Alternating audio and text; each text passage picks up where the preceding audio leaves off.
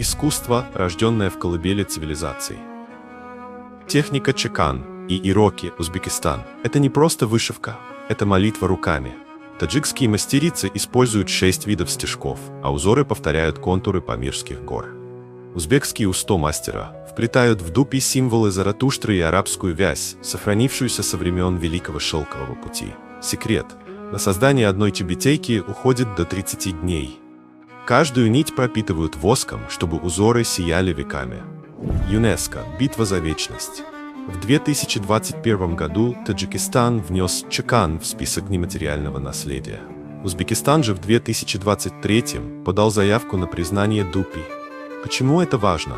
Таджикская тюбетейка – символ единства. Ее носят и мужчины, и женщины, от горных кишлаков до столичных свадеб. Узбекская дупи – маркер статуса.